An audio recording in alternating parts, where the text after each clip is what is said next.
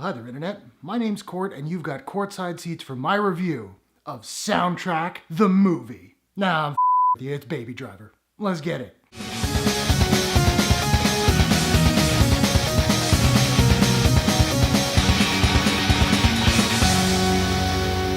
Baby Driver is the new film from writer-director Edgar Wright, who is known for the Cornetto trilogy, as in Shaun of the Dead, Hot Fuzz, and The World's End. It stars Ansel Elgort, John Hamm, Lily James, Jamie Foxx, and Kevin Spacey. After being coerced into working for a crime boss, a young getaway driver finds himself taking part in a heist doomed to fail. I'm late to the Baby Driver party, I'll admit it, forgive me, but, as they say...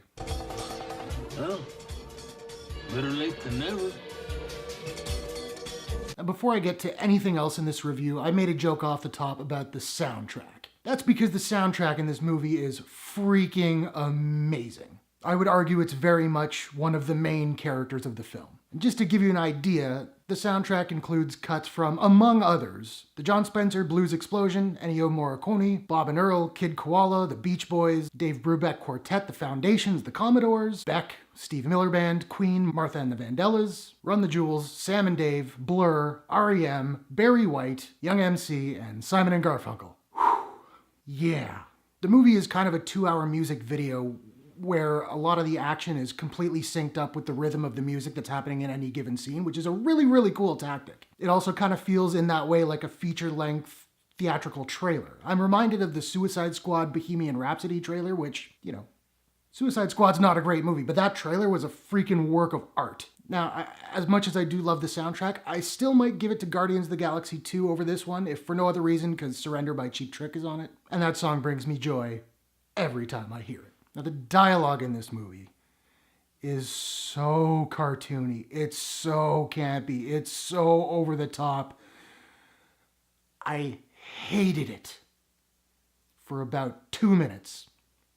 Then I realized that's exactly what they were going for, and I was 100% on board. This movie is, I would liken it to the first Kingsman movie, and maybe the second, it's not out yet. In that the movie is kind of heightened reality, it is kind of silly at times, it's over the top, it's a little bit ridiculous at times, but the movie knows it, it's aware of it, it revels in it, and it just works. Now the car chases in this movie are absolutely bananas. They're bonkers. My understanding is they didn't use any green screen or any CGI for these car chases, they were all done practically, which is absolutely insane to me. Now, a lot of car chases these days, in the spirit of safety, are when they're filmed, they're not filmed at full speed. They're filmed a little bit slower and then it's sped up in post.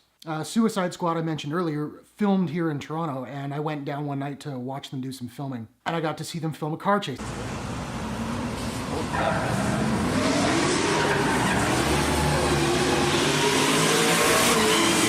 But the cars were going 40 kilometers per hour.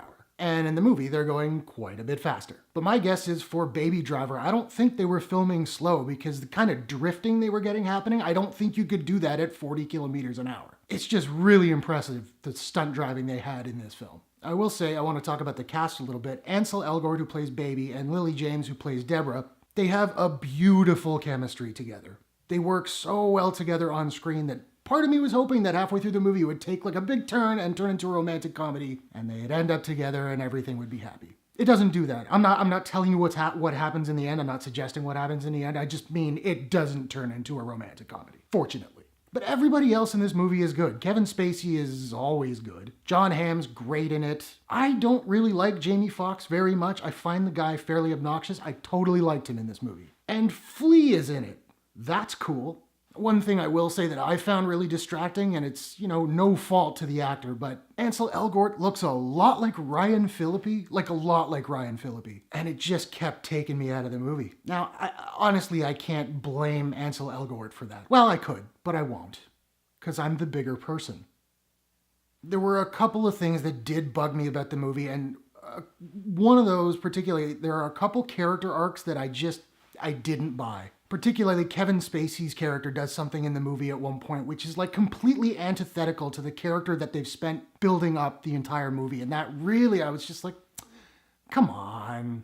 Really, that's my biggest complaint. Now, I want to come back to the soundtrack quickly just because, as I said, it kind of is its own character in the movie. And there's something that they do that's really cool in the flick that I want to just point out. It's a nice little touch. So Baby uses the rhythm of the music to help him time his maneuvers while he's driving, but he's also listening to music throughout most of the movie. And what's cool is we don't hear the music from our perspective as the audience, we hear it from his perspective. And what I mean by that is, occasionally he shares one headphone with another character on camera, or he takes one headphone out to facilitate conversation. Now, when you're looking at him on screen, if he takes out this headphone, we as the audience think the sound is going to drop out of the mix on this side of the frame, because that's where we see the headphone come out. But because we're facing him and he's facing us, when his headphone comes out on this side, the sound drops off from the mix from this side. It's such a little thing, but it's so effective and like just brought my appreciation of the movie up that much more.